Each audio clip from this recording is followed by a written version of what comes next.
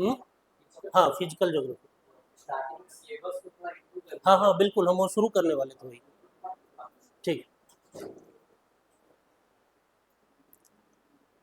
तो ये ज्योग्राफी की क्लास है, और ज्योग्राफी की क्लास में सबसे पहले हम लोग स्टार्ट करेंगे फिजिकल ज्योग्राफी अर्थात भौतिक भूगोल। तो उससे पहले हम फिजिकल ज्योग्राफी में अगर बात करें तो सबसे पहला टॉपिक जो उठाएंगे उसका इंट्रोडक्शन भी देख लेते हैं, ठीक है। तो वो सारी चीज़ें हमको इसमें करनी है, ठीक है। तो देखिए, एक तरह से पहले शुरुआत का इंट्रोडक्शन देख लेते हैं। ज्योग्राफी, ज्योग्राफी अर्थात भूगोल। भूगोल को हम लोग बेसिकली एग्जाम के पॉइंट ऑफ व्यू से तीन सेगमेंट में बांटते हैं। इन तीन सेगमेंट के आधार पर ही हम ज्योग्राफी का अध्ययन करते हैं। तो वो तीन सेगमेंट कौन है? वो तीन सेगमेंट, एक है भौतिक भूगोल, भौतिक भूगोल, या इसी को बोलते हैं फिजिकल ज्योग्राफी।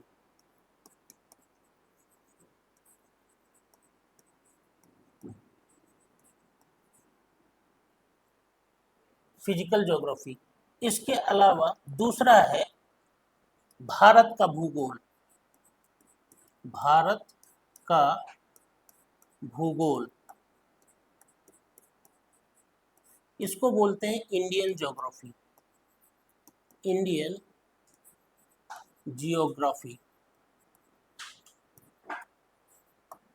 और तीसरा पार्ट जो है वो है विश्व भूगोल,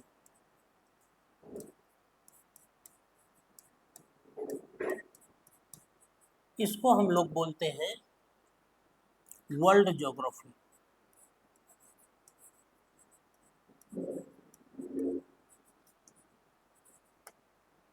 वर्ल्ड ज्योग्राफी, ठीक है। तो हम लोग जो पहला सेगमेंट स्टार्ट करेंगे वो है फिजिकल ज्योग्राफी। फिजिकल ज्योग्राफी को हम लोग शुरुआत कर रहे हैं। फिजिकल ज्योग्राफी को शुरू करने का मुख्य कारण क्या है कि इसमें ज्योग्राफी के बहुत सारी टर्मिनोलॉजी को और बहुत सारी चीज़ों को बताया जाता है, जिसके माध्यम से हम ज्योग्राफी का हर एक चीज़ को बहुत अच्छी तरह से समझ सकते हैं। जैसे कि फिजिकल ज्योग्राफी में हम लोग एक तरह से देखा जाए तो बेसिक स्तर पर अगर देखा जाए तो अक्षांश और देशांतर के बारे में बात करते हैं, ठीक है।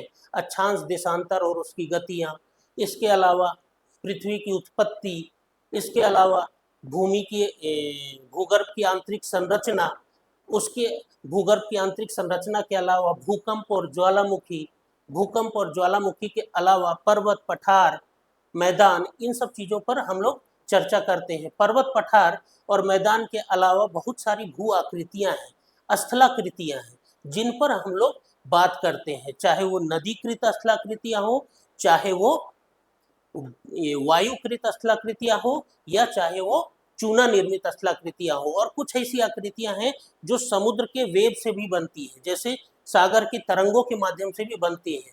तो उन सब स्थलाकृतियों को भी हम लोग यहाँ पर विशेष तौर पर देखेंगे, ठीक है। तो ये जो है फिजिकल ज्योग्राफी जो है आपको ज्योग्राफी का एक तरह से पूरी की पूरी, आपको ज्योग्राफी की उत्पत्ति और ज्योग्राफी के बारे में एक बहुत अच्छा डिटेल व्यू मिल जाएगा। तो इसीलिए फिजिकल ज्योग्राफी की हम शुरुआत कर रहे हैं। जब तक आपको पर्वत, पठार, मैदान, ज्वालामुखी, भूकंप और पृथ्वी की आंतरिक संरचना के बारे में पता नहीं है, तब तक हम आगे कैसे बढ़ेंगे? फिर भारत के भूगोल पर आने के लिए ये सारी चीज़ें, बेसिक चीज़ें हमको जाननी चाहिए।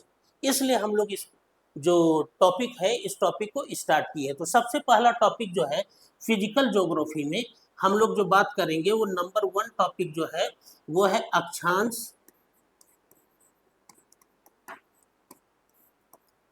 एवं देशांतर, अक्षांश एवं देशांतर एवं पृथ्वी की गतियां, पृथ्वी की गतियां, इस पर हम लोग बात करेंगे। और इसमें अगर हम बात करें तो अक्षांश और देशांतर में सबसे पहले तो इसको इंग्लिश में भी बात कर लें, लैटिट्यूड,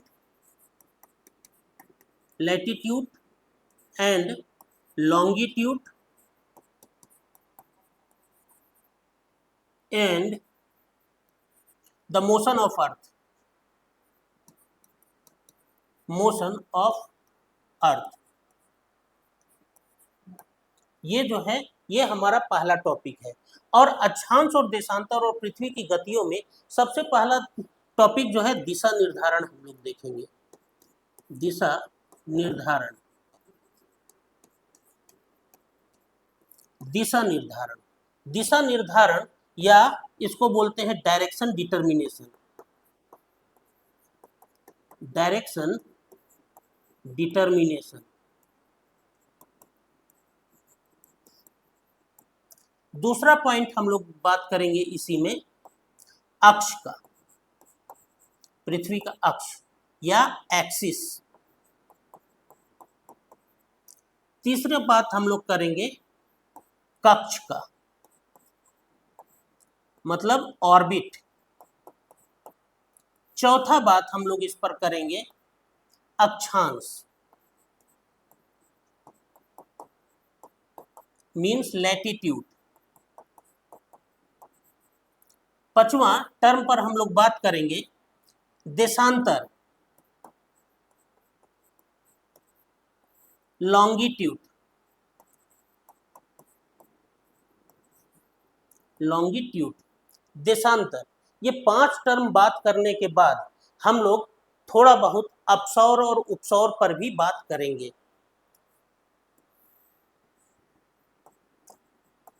अपसौर और एवं उपसौर, एफेलियन और पेरिहेलियन, एफेलियन और पेरिहेलियन, इन सब पर चर्चा करेंगे। तो ये जो है पूरा का पूरा अक्षांश, देशांतर, पृथ्वी की गतियां, एक लंबा चौड़ा टॉपिक है जिस पर हम लोगों को चर्चा करनी है। तो पहले पॉइंट में ये जो अक्षांश और देशांतर है उसमें सबसे पहला टॉपिक हम लोग स्टार्ट करते हैं दिशा निर्धारण। दिशा निर्धारण मतलब डायरेक्शन डिटर्मिनेशन। तो सबसे पहला टॉपिक हमारा है डायरेक्शन डिटर्मिनेशन।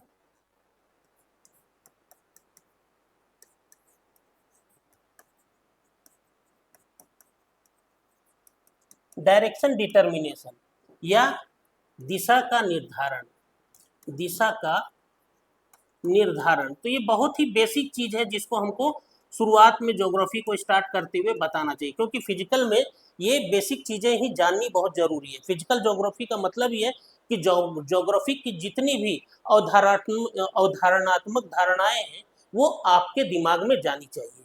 तो यहाँ पर सबसे पहले हम लोग दिशा निर्धारण की बात करते हैं। तो एक्चुअली में अगर देखा जाए तो जो दिशा का निर्धारण है, हम लोग देखते हैं कि दिशा का निर्धारण हम लोग इस तरह से बचपन से आप देखते आ रहे हैं कि ये स्थिति होती है कि ऊपर में नॉर्थ या इसे कहते हैं उत्तर, नीचे में दक्षिण या इसे बोलते हैं साउथ, साउथ ईस्ट में यहां पर पूर्व अर्थात इसको बोलते हैं ईस्ट, और इधर पश्चिम, पश्चिम इसको बोलते हैं वेस्ट। तो दिशा का निर्धारण जो है जमीनी स्तर पर हम लोग जो देखते हैं तो जमीन के आधार पर दिशा का हम लोग पूरब जो जिस दिशा में उस पर बात करते हैं।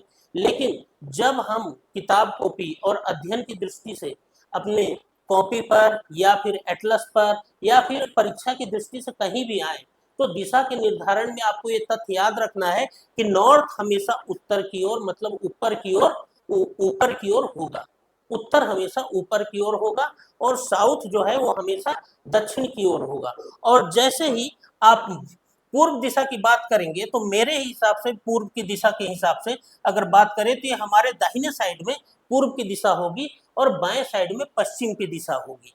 तो ये जो डायरेक्शन है अब तक जितने भी बच्चे पढ़ते आ रहे थे जिनका साइंस बैकग्राउंड है तो ज्योग्राफी बड़ा कम वो लोग देखे होंगे, तो उनको लिए भी ये बेसिक चीजें उनके लिए भी हमने बात कर ली है कि दिशा का निर्धारण में आपको उत्तर हमेशा ऊपर होगा, दक्षिण हमेशा नीचे होगा, और हमेशा ये दाहिने साइड में, और पश्चिम हमेशा बाएं साइड में होगा। तो ये जो है ये तो बेसिक चीज था। लेकिन अब सवाल उठता है कि हम लोग बीच में भी सवाल ये होता है कि कई सारी दिशाएं जो है यहाँ बीच में भी है, बीच की दिशा को यहाँ यहाँ यहाँ यहाँ, तो इनका क्या है, ये कैसे है, तो इसके बारे में भी हमको ये जानना है। तो जैसे ये दिशा अगर बीच में हम एरो लगा दे तो ये कौन सा डायरेक्शन होगा, तो अब ये पूर्व और पश्चिम उत्तर के बीच में है, तो इसको कहा जाता है north east. North east, north east, north east का मतलब है उत्तर पूर्व, उत्तर पूर्व। इसी तरह नीचे अगर एक एरो और यहाँ बीच में हम खींचे तो इसको बोलते हैं दक्षिण पूर्व, दक्षिण पूर्व। इसको बोलते हैं साउथ ईस्ट। इसी तरह यहां भी बीच में हम एक तीर का निशान खींचे तो ये कौन सी दिशा होगी, तो ये साउथ वेस्ट या दक्षिण पश्चिम, दक्षिण पश्चिम, साउथ वेस्ट। इसी तरह ये जो है एक और बीच का डायरेक्शन हम देखें तो इन दोनों के वेस्ट और उत्तर के बीच में है, तो इसे कहते हैं हम लोग उत्तर पश्चिम, उत्तर पश्चिम। ठीक है, तो उत्तर पश्चिम को हम लोग बोलते हैं नॉर्थ वेस्ट।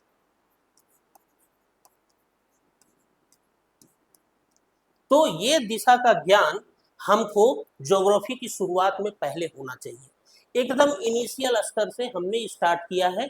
और जो ज्योग्राफी का जी भी नहीं जानता उसके लिए इस तरह से हमने शुरुआत किया है बेसिक स्तर से, ताकि शुरुआत के स्तर से ही उसको हर एक चीज समझने में दिक्कत ना आए। ठीक है, तो ये जो स्थिति है ये है डायरेक्शन डिटर्मिनेशन, हम लोग कैसे दिशा का निर्धारण करते हैं। ठीक है, तो ये जो टॉपिक था पहला टॉपिक, ये इतने पर आपको समझना होगा। जैसे अब एग्जाम्पल के तौर पर अगर हम कोई मैप या कोई जगह बता दें, या कोई जैसे भारत का एक पोर्शन है, भारत के मैप की हम लोग बात करें तो भारत का ये जो हिस्सा है, तो अगर हम ये डायरेक्शन की बात करें तो आप देखिएगा कि नीचे जो है ये साउथ है, साउथ, साउथ मतलब दक्षिण। तो इसीलिए ये जो पूरा पोर्शन है आप ये इसको हम लोग बोलते हैं दक्षिण भारत, साउथ इंडिया। तो इससे आपको दिशा का पता चल रहा है, साउथ इंडिया।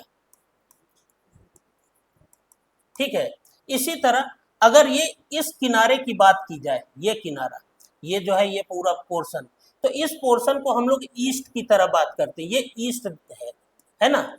इसी तरह ये पोर्शन जो है अगर कोई बात करे तो ये हो जाता है वेस्ट किनारा, है ना, पश्चिमी किनारा। तो हमको दिशा का ज्ञान पता चल रहा। और अगर इस डायरेक्शन की ओर चले गए, उत्तर पश्चिम की ओर, तो हमारा चिर दुश्मन एक तरह का पाकिस्तान, समझिए पाकिस्तान, वो यहीं पर स्थित है। तो उत्तर पश्चिम का इलाका अगर देखा जाए तो पंजाब और जम्मू कश्मीर के बीच का यहाँ इलाका है, और पश्चिमी इलाका उत्तर पश्चिम में, तो ये पाकिस्तान। ठीक है, तो इससे हम लोग दिशा का निर्धारण से हम लोग हर एक चीज का एग्जैक्ट जगह बता सकते हैं। जैसे अब आगे पढ़ेंगे तो हम लोग बोलेंगे कि ऑस्ट्रेलिया के पूर्वी किनारे, तो अब पूर्वी जब तक आपको क्लियर नहीं होगा पूर्वी किनारा कैसे समझिएगा, है ना। तो ये परिस्थितियों को देखते हुए ये चीजें आपको जाननी है। ठीक है, अगला पॉइंट पर आते हैं, दूसरा टॉपिक हम लोग इसी का स्टार्ट करते हैं, और वो दूसरा पॉइंट है जिसको कहते हैं अक्ष, इसको बोलते हैं एक्सिस। एक्सिस, अक्ष का मतलब क्या होता है, पृथ्वी पर उत्तर से दक्षिण लंबवत खींची गई जो इमेजिनरी लाइन होती है, काल्पनिक रेखा होती है किसी भी चीज की, वो अक्ष कहलाती है। तो एग्जाम्पल के तौर पर हमारा पृथ्वी का जो एक्सिस है, ऐसे हमारी पृथ्वी है, हमारी पृथ्वी है तो वो इसकी एक्सिस है, तो वो अगर आप देखें तो ये एकदम सीधी है। ये किसी भी वस्तु की एक्सिस जो होती है, अक्ष होता है, वो बीच में होता है। ठीक है, तो यहाँ भी पृथ्वी का एक्सिस जो है ये 90 डिग्री पर होना चाहिए, ये पूरी तरह से एक्सिस है। लेकिन हमारी पृथ्वी का जो अक्ष है वो हम लोग पढ़ते आए हैं कि वो 23.5 डिग्री झुका हुआ है। तो मतलब साफ है कि ये जो डायरेक्शन है हमारी पृथ्वी जो है ये बिल्कुल इस तरह से है, ये हमारी पृथ्वी का अक्ष है।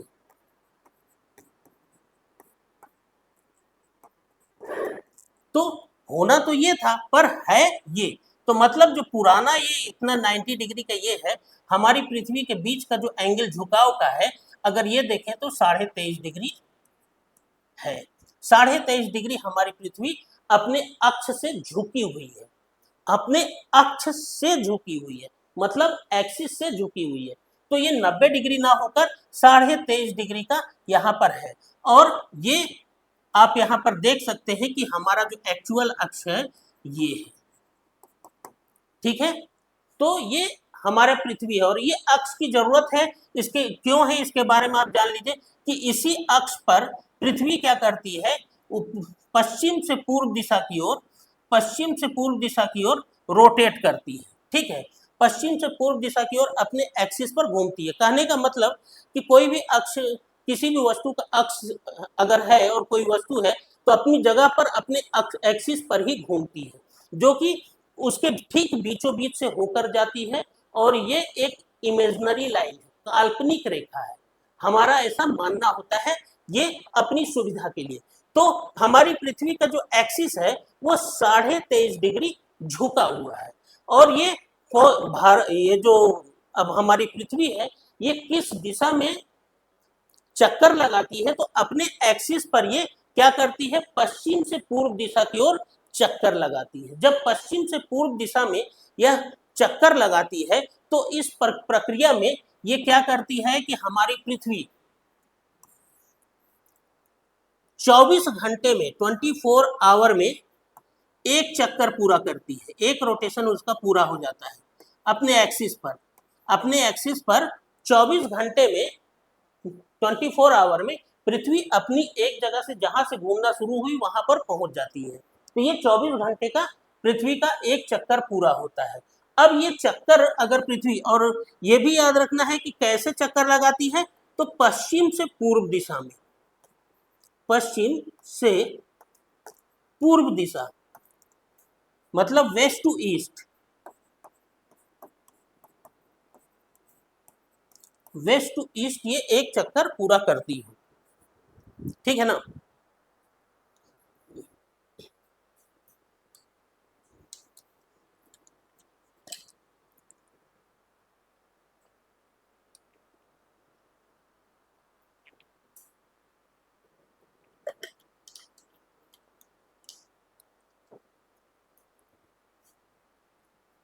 अब बात करते हैं, अगर पृथ्वी अपने एक्सिस पर घूमती है तो इसका प्रभाव क्या पड़ता है, एक्सिस पर घूमने से क्या प्रभाव पड़ता है। तो इसका अर्थ आप सीधा समझिए कि अगर हमारी पृथ्वी अपने एक्सिस पर घूमती है तो सूर्य के सामने ये रोटेट हो रही है, हमारा जो सन है उसके सामने ये घूम रही है। तो सामने वाले पोर्शन पर आप देखिएगा कि इधर लाइट है, इधर लाइट है और इधर क्या है, डार्क है, इधर सूर्य की रोशनी नहीं पहुंच पा रही है। तो जैसे जैसे पृथ्वी घूमेगी तो जो हिस्सा सूर्य के सामने आएगा वहां उजाला होगा, और जैसे ही जैसे जो हिस्सा पीछे जाते जाएगा वो वहां पर अंधेरा होगा। तो सूर्य के रोटेशन से, या सूर्य के बोल रहे हैं, पृथ्वी के रोटेशन से, उसके अपने एक्सिस पर घूमने से पृथ्वी पर दिन और रात की गतिविधि होती है। तो इसका मतलब साफ है कि हमारे दिन और रात की जो गतिविधि होती है उसका मुख्य कारण क्या है, हमारे पृथ्वी का अपनी एक्सिस पर रोटेट करना। ये स्थिति सीधी सी। और कितने देर में हम लोग, हमारा दिन और रात का समय होता है, तो 24 आवर का जो समय होता है इससे दिन और रात होता है। तो एक तरह से ये भी एक हमारे पृथ्वी का मूवमेंट है जिसको कि हम लोग देखते हैं, जिससे दिन और रात होता है, मतलब अपने अक्ष पर लगातार पश्चिम से पूर्व दिशा की ओर घूमना, ठीक है। अब आते हैं अगले टॉपिक की बात करते हैं। इसमें आपने देखा कि कई सारे तथ्य थे कि 24 घंटे पे अपने एक्सिस पर पृथ्वी एक बार चक्कर पूरा घूम लेती है, और इसके किस दिशा में घूमती है अपने एक्सिस पर, तो पश्चिम से पूर्व दिशा की ओर घूमती है। इसके अलावा हमने क्या बात किया, तो हमने देखा कि अगर पृथ्वी अगर अपने एक्सिस पर घूमती है तो इससे पृथ्वी पर क्या प्रभाव पड़ता है, पृथ्वी पर दिन और रात होता है। तो मतलब हमारा जो दैनिक दिन और रात है, ये स्थिति किसके कारण है, एक्सिस के कारण, एक्सिस पर घूमने के कारण है, 23.5 डिग्री झुककर। ठीक है, चलिए अब अगला टॉपिक पर आते हैं हम लोग। दूसरा टॉपिक था इसका, सॉरी तीसरा टॉपिक जो था वो था कक्ष। कई बार कक्ष को कक्षक भी कहा जाता है, इसे ऑर्बिट कहते हैं। ऑर्बिट मतलब कि एक हमारी पृथ्वी की एक और गति है कि हमारी पृथ्वी अपने एक्सिस पर घूमते हुए या अपने अक्ष पर घूमते हुए हमारी पृथ्वी सूर्य का भी एक चक्कर पूरा करती है या सूर्य की भी परिक्रमा करती है। ठीक है, तो यहाँ पर आप देख सकते हैं कि एक इमेज हम यहाँ बना रहे हैं। यहाँ हमारा सन है बीचों बीच,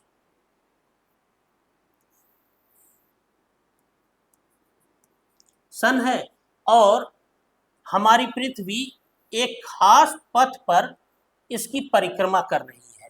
ठीक है, हमारी पृथ्वी इस तरह से फिर इधर फिर इधर फिर इधर ऐसे परिक्रमा कर रही है। मतलब देखा जाए तो सूर्य की परिक्रमा हमारी पृथ्वी एक खास तरह के पथ पर कर रही है, और वो पथ जो है वो अंडाकार है, एलिप्टिकल है। ठीक है ना, ओवल शेप में है। तो वो जो पथ है वो अंडाकार है, तो मतलब साफ है। और इसी खास पथ से जब सूर्य की जो परिक्रमा हो रही है, इसी को बोला जाता है कक्ष या ऑर्बिट। इसे हम लोग बोलते हैं कक्ष या ऑर्बिट। अब यहां भी हमारी पृथ्वी जो है वो अपने एक्सिस पर घूम रही है। ये भ्रम नहीं होना चाहिए कि पृथ्वी रुकी हुई है, पृथ्वी अपने एक्सिस पर घूम रही है, और घूमते हुए ही अपने एक्सिस पर ये ऑर्बिट पर भी घूम रही है। ठीक है, तो इस प्रक्रिया में देखिए कि वो कक्ष पर घूमती है या ऑर्बिट में घूमती है। और यह ऑर्बिट क्या है, तो कई जगह पर बोलते हैं अंडाकार, वलयाकार, ठीक है, ओवल शेप इत्यादि ऐसा है। तो हमारी पृथ्वी जो है जिस पथ से सूर्य की एक चक्कर पूरा करती है, वो पथ को हम लोग कहते हैं कक्ष।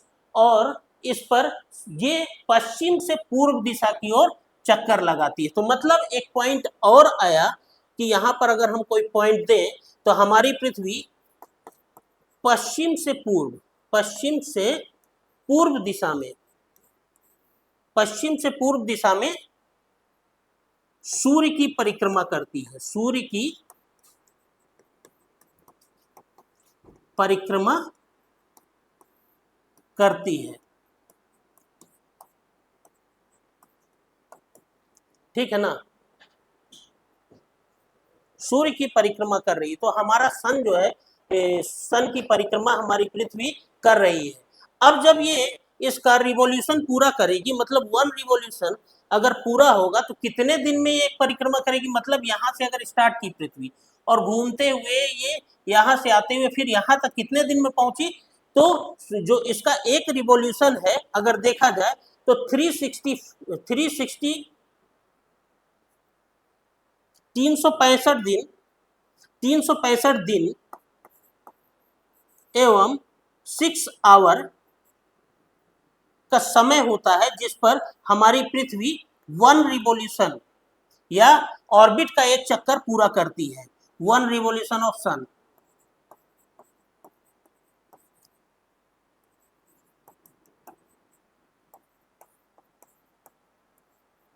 मतलब सूर्य की एक परिक्रमा ये 365 दिन 6 घंटे में करती है।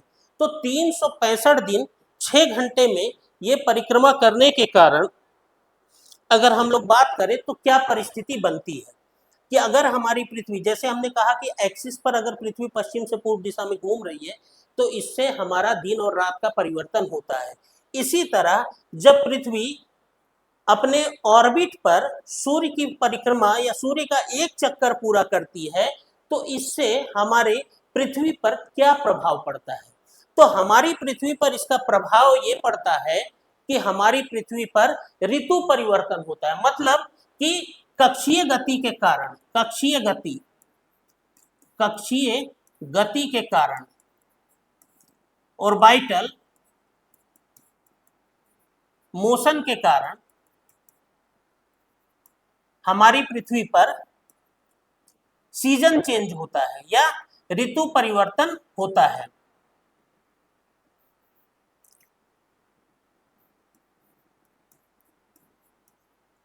ऋतु परिवर्तन या सीजन चेंज होता है।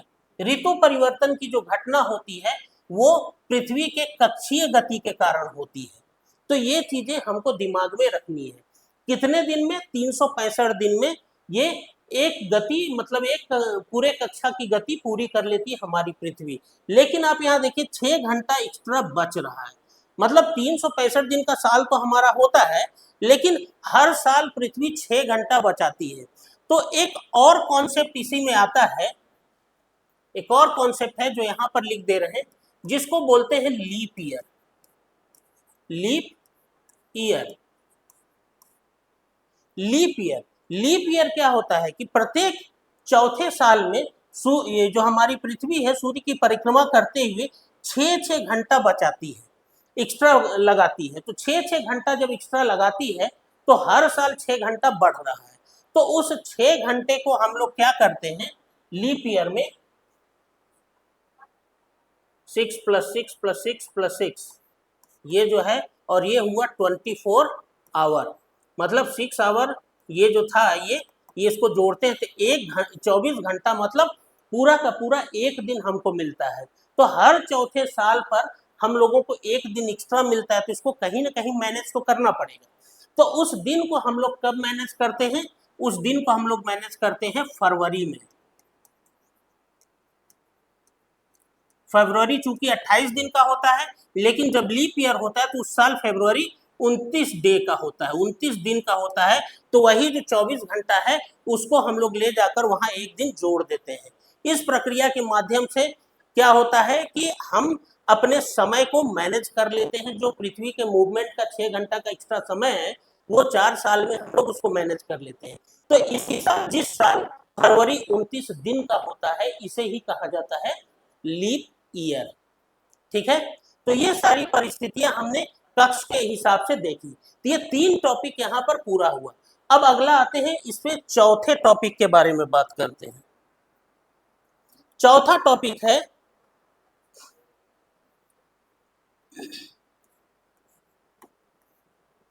अक्षांश।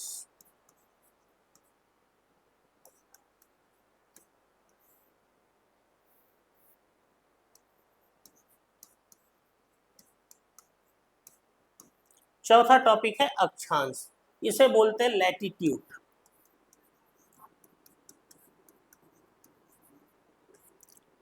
तो सबसे पहले ये भी जान लें कि अक्षांश और देशांतर हम लोग पढ़ क्यों रहे हैं, क्योंकि कई बार मन में सवाल उठता है ना कि हम अक्षांश और देशांतर क्यों पढ़ रहे हैं।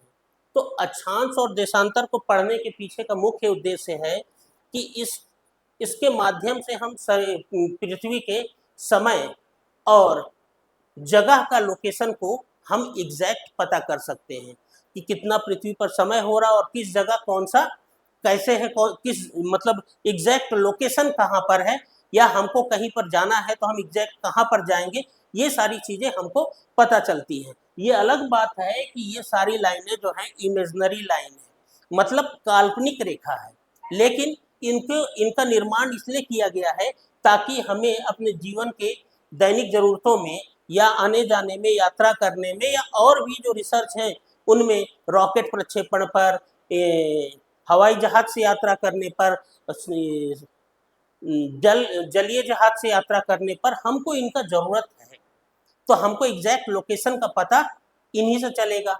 समय का भी पता चलेगा कि हर देशांतर पर अलग अलग समय होता है। तो ये सारी चीजों को जानने के लिए हमको अक्षांश और देशांतर पढ़ना है, ठीक है ना। तो अब सबसे पहले हम लोग बात करते हैं अक्षांश का। उसमें जो एक टॉपिक है अक्षांश या लैटिट्यूड। तो लैटिट्यूड जो है, अगर इसकी बात किया जाए तो अक्षांश रेखाएं वो रेखाएं हैं जो हमारी पृथ्वी के बीचों बीच विषुवत रेखा के केंद्र से, पृथ्वी के केंद्र से उत्तर और दक्षिण की ओर जो उसका कोणीय दूरी होता है, कोणीय दूरी, और कोणीय दूरी में जो कोणीय मान होता है, वहां पर उस बिंदु पर क्या होता है कि वही रेखा जो समानांतर है उसका वो मान होता है। जैसे यहाँ पर कोणीय दूरी हमने माना कि ये 45 डिग्री है, तो यहाँ जो ये बिंदु है कोणीय दूरी का, जो यहाँ जिस हम केंद्र से उस बिंदु तक नापे हैं, तो यहाँ से जो लाइन गुजरेगी उसका जो मान होगा वो 45 डिग्री होगा। इसी को कहते हैं, ये 45 डिग्री अक्षांश ये कहलाएगा। ठीक इसी तरह नीचे भी अगर हम ये कंडीशन यहाँ पर देखते हैं तो, या अगर ये कंडीशन हम देखें कि एक 90 डिग्री का एंगल हम बनाते हैं और यहाँ पर देखिए कि पृथ्वी के केंद्र से हमारे ध्रुव की जो कोणीय दूरी है उस पर एक कोण बनता है 90 डिग्री, तो यहाँ पर जो छोटा सा अक्षांश या बिंदु नुमा अक्षांश होगा ये कहलाएगा 90 डिग्री लैटिट्यूड या 90 डिग्री अक्षांश, 90 डिग्री अक्षांश। तो ऊपर की ओर नीचे की ओर हर तरफ ये अक्षांश को जानने का तरीका है। तो ये भी चीज याद रखना है, पृथ्वी के केंद्र से उत्तर और दक्षिण की ओर, ठीक है ना, जो पृथ्वी के केंद्र से कोणीय दूरी है उसका मान है। क्लियर। तो इस तरह से हम लोगों को एक अक्षांश के बारे में पता चलता है। अब अगर अक्षांश के बारे में एक बात और कहें तो ये जो सारा अक्षांश है ये हमारे पृथ्वी पर पूरब से पश्चिम या पश्चिम से पूर्व की ओर खींचा जाता है। अर्थात ये रेखाएं जो है ये हॉरिजॉन्टल लाइन है, एक इस तरह की लाइन। मतलब कहा जाए कि हमारी पृथ्वी पर जो आप इस तरह की लाइनें देखते हैं, ये ऐसी, ऐसी और ऐसी, ये सारे के सारे जो हैं ये अक्षांश हैं, ठीक है, या लैटिट्यूड है, अक्षांश है। अब सॉरी, अब अक्षांश की अगर हम लोग बात करें तो ये आप देखिएगा कि प्रत्येक अक्षांश जो है ये समानांतर होता है। तो अक्षांशों के लिए अगर कोई तथ्य हम लोग बात करते हैं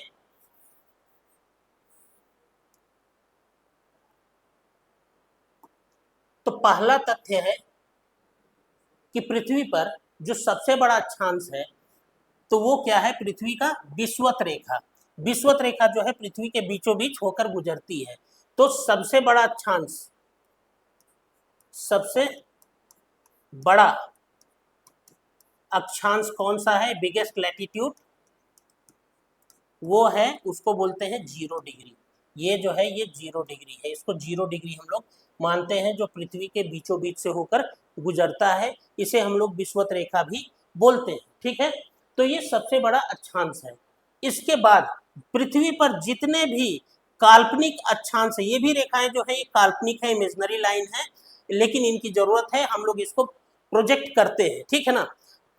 तो सबसे बड़ा अक्षांश है 0 डिग्री। इसके बाद 0 डिग्री के बाद जितने भी अक्षांश हैं वो क्या होते हैं कि एक दूसरे के पैरेलल हैं, मतलब सभी अक्षांश समानांतर होते हैं, सभी अक्षांश समानांतर होते हैं, समानांतर होते हैं, मतलब all the latitudes are parallel, ठीक है ना, मतलब सभी अक्षांश समानांतर है। जैसे एग्जांपल के तौर पर 0 डिग्री, 0 डिग्री आप यहाँ देख रहे हैं, इसके ऊपर 1 डिग्री का अक्षांश आएगा, ये भी इसके ऊपर है, फिर 2 डिग्री का अक्षांश आएगा, फिर 3 डिग्री का अक्षांश आएगा, 4 डिग्री का अक्षांश आएगा। ये आप सारी चीजें देखेंगे तो ये सब के सब एक दूसरे के पैरेलल हैं, एक दूसरे के पैरेलल हैं। क्लियर, मतलब ये एक दूसरे के समानांतर है। तो सारे अक्षांश रेखाएं या सभी लैटिट्यूड लाइनें जो हैं वो एक दूसरे के समानांतर होती हैं। अगला पॉइंट है, जब समानांतर है तो इनके बीच की दूरी भी बराबर होती है। तो प्रत्येक एक क्वेश्चन पूछा गया है एग्जाम में कि प्रत्येक अक्षांश या प्रत्येक समानांतर लाइन, अक्षांश की समानांतर लाइन के मध्य कितनी दूरी होती है। तो आपको ये चीज भी याद रखना है कि प्रत्येक अक्षांश के बीच का जो ये डिस्टेंस है, इनके बीच की दूरी है, वो होती है 111.13 किलोमीटर। मतलब प्रत्येक अक्षांश की दूरी कितनी होती है, 111.13 किलोमीटर। हर एक अक्षांश एक दूसरे से इतनी दूरी पर स्थित है। ठीक है, तीसरा पॉइंट हम लोगों ने देखा। अब बात करते हैं चौथे पॉइंट की। चौथा पॉइंट जो है कि आप अक्षांश रेखाओं के बारे में जब हम बात कर रहे हैं, तो अक्षांश रेखाओं को आप देखिएगा तो जैसे ही हम पृथ्वी के उत्तर की ओर या दक्षिण की ओर बढ़ते हैं, तो आप देखिएगा कि ये जो अक्षांश रेखाएं हैं, सॉरी,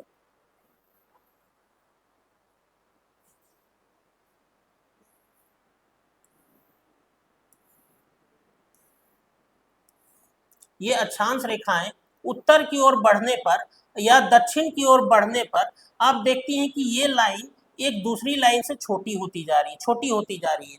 मतलब ये साफ है कि जब हम विषुवत रेखा से उत्तर की ओर या पोल की तरफ हम लोग आगे बढ़ते हैं, तो अक्षांश जो रेखाएं हैं, उनका आकार घटता जाता है।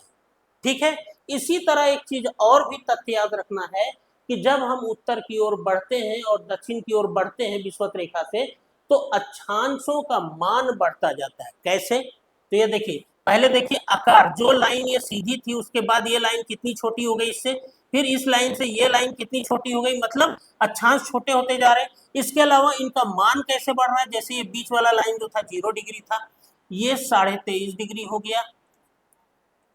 इसके अलावा आगे आएंगे तो ये 66.5 डिग्री हो गया नॉर्थ, यहां तक आ जाएंगे तो ये 90 डिग्री हो गया नॉर्थ, 90 डिग्री नॉर्थ। ठीक है ना, तो ये स्थिति यहाँ पर है।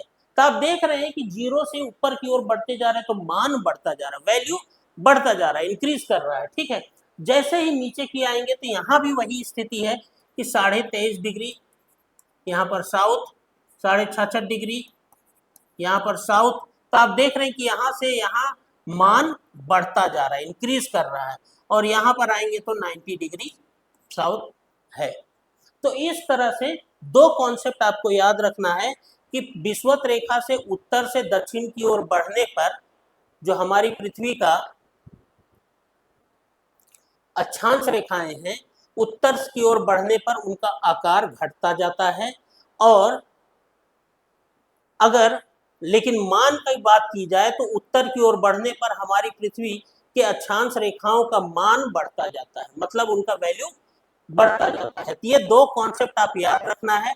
इसके अलावा एक तथ्य और है जो एक शुरुआत में बताना भुला गए, दिशा निर्धारण के क्रम में ही हमको बताना चाहिए था कि बचपन से आप पढ़ते आए हैं, आपसे पूछा जाता है कि हमारी पृथ्वी का आकार क्या है।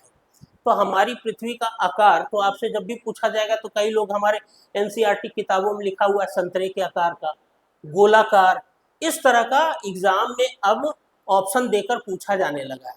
तो अब चूंकि आप 6 क्लास में तो है नहीं, अब आप कंपटीशन की तैयारी कर रहे हैं, तो कंपटीशन की तैयारी में आपको पृथ्वी का एक अलग ही आकार रहेगा, उसका अपना अलग शेप है। तो हमारी पृथ्वी जो है, अगर देखने पे बचपन से आप ऐसे पढ़ते आए हैं कि ये हमारी पृथ्वी जो है ये एक संतरे के आकार की थी, है ना, तो इसके पीछे का कारण है कि ध्रुवों पर हमारा हिस्सा कुछ चिपटा हुआ है इस तरह से। तो देखने में ये संतरे की तरह ही नजर आता है, लेकिन एक्चुअल में अब इसका एक अलग आकार है। और इस तरह का ये अलग आकार जो है हमारी पृथ्वी का, ये इसको बोला जाता है geoid shape. Geoid shape, geoid shape बोलने का मतलब गोलाकृति, गोलाब आकृति, गोलाब आकृति, मतलब हमारी पृथ्वी का आकार क्या है, गोलाब। गोलाब है। और एग्जाम में ये क्वेश्चन पूछ भी लिया गया है आपसे कि हमारी पृथ्वी का आकार क्या है, गोलाब।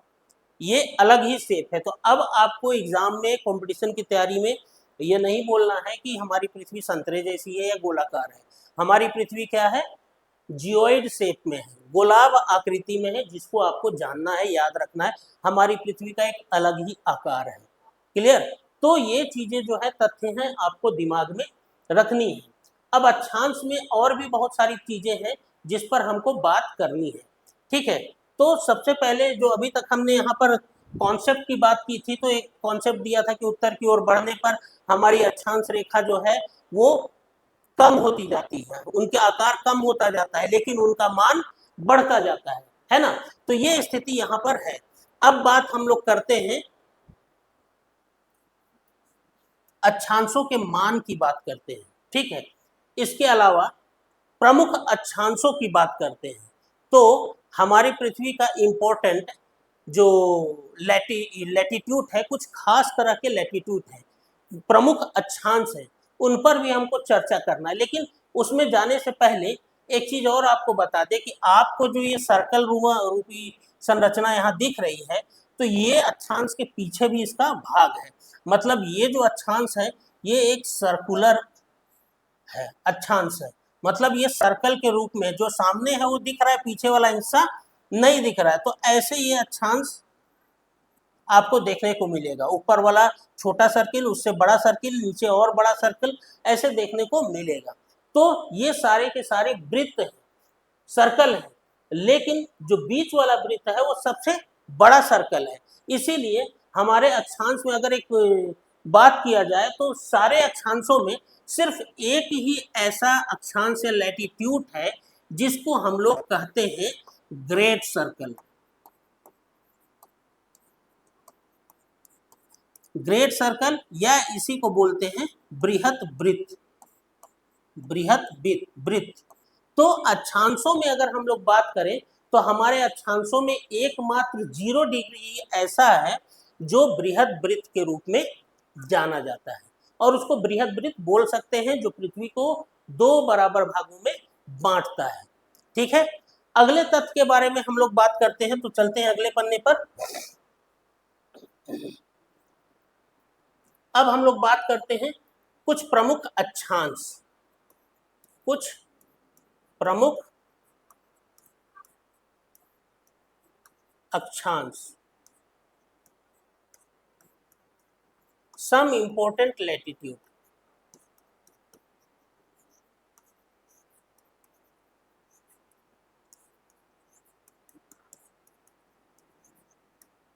तो अक्षांशों को हमने देखा। अक्षांशों को देखने के बाद हम लोगों को ये भी जानना है कि कुछ प्रमुख अक्षांश भी हमारी पृथ्वी पर हैं। उन प्रमुख अक्षांशों को हम लोगों को देखना है। ठीक है। तो उन अक्षांशों के बारे में अगर बात करें तो कुछ प्रमुख जो अक्षांश हैं उनमें पहला एक इमेज हम लोग बनाते हैं, और क्यों महत्वपूर्ण है उसके बारे में भी देखना है। तो ये हमारी पृथ्वी हुई, इसके बीचों बीच एक प्रमुख अक्षांश है जिसको 0 डिग्री कहते हैं, उनका नाम को भी हम लोग देखेंगे। ठीक है। इसके बाद एक ये अक्षांश है, एक ये अक्षांश है। इसी तरह हमारी पृथ्वी के दक्षिण भाग में भी इसी तरह की स्थिति है। तो इसको बोलते हैं 23.5 डिग्री नॉर्थ, इसको बोलते हैं 66.5 डिग्री साउथ। ये है 23.5 डिग्री, सॉरी यहाँ भी नॉर्थ होगा, बाय मिस्टेक निकल गया, 23.5 डिग्री साउथ और 66.5 डिग्री साउथ। ठीक है। ये हमारा जो इक्वेटर है, जिसको हम लोग बोलते हैं इक्वेटर, इक्वेटर या इसी को बोलते हैं विषुवत रेखा, विषुवत रेखा, या इसी को बोलते हैं भूमध्य रेखा, भूमध्य रेखा ये बोला जाता है। ठीक है। तो इक्वेटर, विषुवत रेखा और भूमध्य रेखा है, तो इसको हम लोग 0 डिग्री से दिखाते हैं, और ये हमारे पृथ्वी को बीच 2 बराबर भागों में बांटती है। एक उत्तर का पूरा क्षेत्र है जिसको हम लोग बोलते हैं उत्तरी गोलार्ध, उत्तरी गोलार्ध,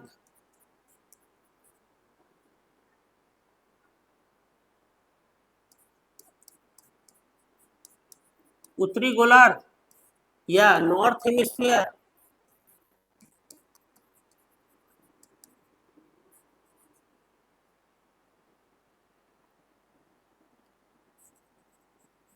नॉर्थ हेमिस्फीयर। इसी तरह ये जो है ये दक्षिणी गोलार्ध है, दक्षिणी गोलार्ध, और इसको बोलते हैं साउथ हेमिस्फीयर।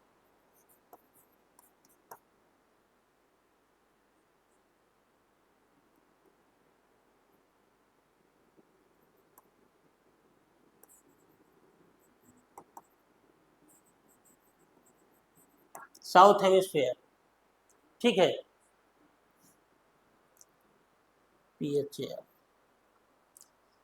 ठीक है। तो ये उत्तरी गोलार्ध और ये दक्षिणी गोलार्ध। इसके अलावा यहाँ पर जो है आप देखिएगा तो ये जो है इसको बोलते हैं साउथ पोल।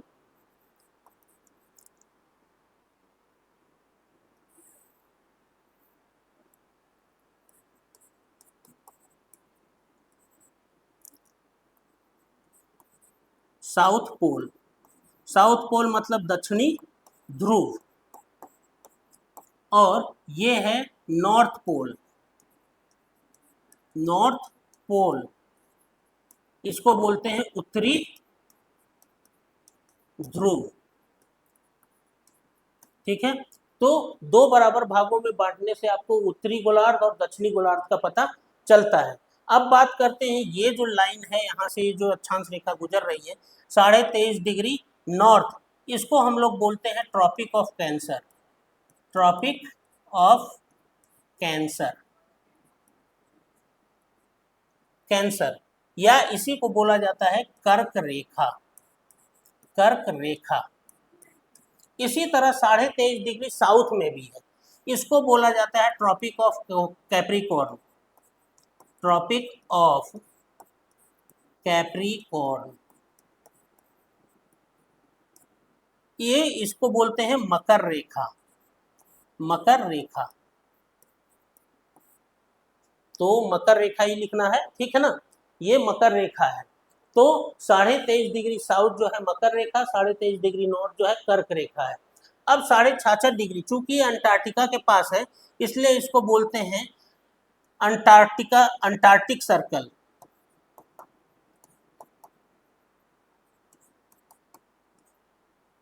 सर्कल मतलब अंटार्कटिक वृत्त, अंटार्कटिक वृत्त, ठीक है। ये अंटार्कटिक वृत्त है। ये जो इलाका है ये आर्कटिक सागर के पास है, इसलिए इसको बोला जाता है आर्कटिक सर्कल, आर्कटिक सर्कल, ठीक है। इसको बोलते हैं आर्कटिक वृत्त,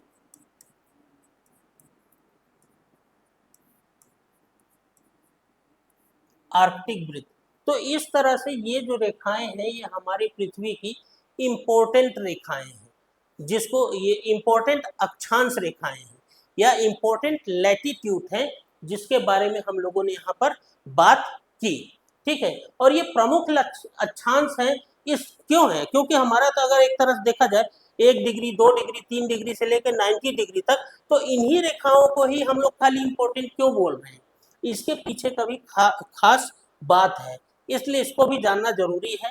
ये जो रेखाएं हमने इंपॉर्टेंट लाइन के बारे में बोली, ये इंपॉर्टेंट इसलिए है कि सूर्य का जो पृथ्वी की जो गति है उसमें इसका जो एक्सिस पर झुके रहने की स्थिति के कारण सूर्य जो है हमारी पृथ्वी के ठीक दोनों अक्षांश 23.5 डिग्री उत्तर और 23.5 डिग्री साउथ के बीच में ही उसकी सूर्य की रेखाएं जो है सीधी पड़ती है। इसीलिए 23.5 डिग्री मकर रेखा और 23.5 डिग्री कर्क रेखा को हम लोग इंपॉर्टेंट लाइन मानते हैं, क्योंकि सूर्य इसके ऊपर फिर कभी लंबवत, इसके बाहर कभी लंबवत नहीं होता, इन्हीं दोनों लाइनों के बीच में ये कभी ऊपर कभी नीचे लंबवत होता है, ठीक है। इसके अलावा ये लाइन हम इंपॉर्टेंट इसलिए बात कर रहे हैं आर्कटिक वृत्त का, क्योंकि आर्कटिक वृत्त जो है, आर्कटिक सर्कल जो है, इसके ऊपर सूर्य की किरणें तिरछी पड़ती हैं। तिरछी पड़ने के कारण क्या होता है कि इस इलाके में 6 महीने का दिन और 6 महीने की रात हो जाती है। तो इस लाइन के ऊपर या इस लाइन से ऊपर जाने पर हर जगह पर आपको 6 महीने का दिन और 6 महीने की रात मिलेगी। ठीक दक्षिण में भी यही स्थिति है। इसीलिए इन लाइनों को हम इंपॉर्टेंट लाइन बोलते हैं, महत्वपूर्ण रेखाएं बोलते हैं, जिनको कि हमको जानना चाहिए। ठीक है, तो ये सारी चीजें हैं। क्लियर। अब हम लोग बात करते हैं, ये कुछ प्रमुख अक्षांश थे। अब इन अक्षांशों के अलावा इनके बीच का जो क्षेत्र है आपको इसको भी जानना है। तो इनके बीच का जो क्षेत्र है उसको हम लोग जानेंगे। तो ये जो है अगर देखा जाए तो इसको बोलते हैं पृथ्वी का ताप कटिबंध, बीच वाला इलाका ताप ताप कटिबंध या हीट जोन, जिसके बारे में हमको जानना है। तो हर एक जगह का तापमान अपना बिल्कुल अलग अलग है और हर एक रेखा के बारे में भी हमको, हर एक लाइन, लैटिट्यूड लाइन के बारे में भी जानना है, ताकि जिससे हम लोगों को सारा चीज अक्षांश के बारे में क्लियर हो पाए। ठीक है, तो ये परिस्थिति है जिसको कि हम लोग अगले क्लास में इसको समझेंगे। ठीक है, तो आज के लिए इतना ही। अगले क्लास में हम लोग ताप कटिबंध और सभी जो इम्पोर्टेंट लाइन है इनके बारे में जानेंगे और फिर आगे की ओर बढ़ेंगे। ठीक है, चलिए, धन्यवाद।